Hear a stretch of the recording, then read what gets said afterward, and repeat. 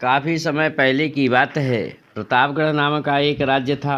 वहाँ का राजा बहुत अच्छा था, मगर राजा को एक सुख नहीं था। वह यह कि उसके कोई भी संतान नहीं थी और वह चाहता था कि अब वह राज्य के अंदर किसी योग्य बच्चे को गोद ले, ताकि वह उसका उत्तराधिकारी बन सके और आगे की बागडोर को सुचारू रूप से चला सके। और इसी को देखते हुए राजा ने राज्य में घोषणा करवा दी कि सभी बच्चे राजमहल में एकत्रित हो जाएं। ऐसा ही हुआ। राजा ने सभी बच्चों को पौधे लगाने के लिए भिन्न भिन्न प्रकार के बीज दिए और कहा कि अब हम 6 महीने बाद मिलेंगे और देखेंगे कि किसका पौधा सबसे अच्छा होगा। महीना बीत जाने के बाद भी एक बच्चा ऐसा था जिसके गमले में वह बीज अभी तक नहीं फूटा था, लेकिन वह रोज़ उसकी देखभाल करता था और रोज़ पौधे को पानी देता था। देखते ही देखते 3 महीने बीत गए। बच्चा परेशान हो गया।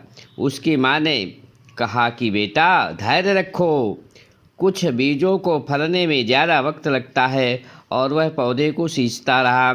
6 महीने हो गए। राजा के पास जाने का समय आ चुका था, लेकिन वह डरा हुआ था कि सभी बच्चों के गमलों में तो पौधे होंगे और उसका गमला खाली होगा।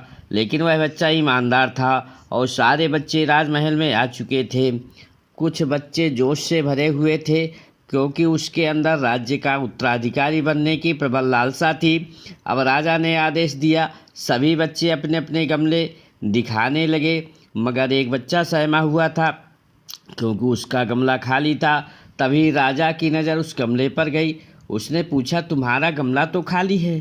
तो उसने कहा, लेकिन मैंने इस गमले की 6 महीने तक देखभाल की है।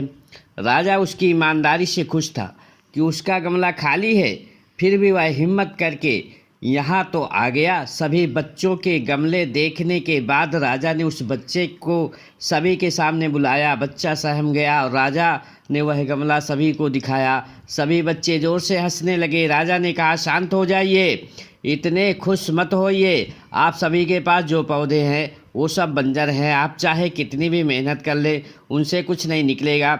लेकिन असली बीज यही था। राजा उसकी ईमानदारी से बेहद खुश हुआ और उस बच्चे को राज्य का उत्तराधिकारी बना दिया गया।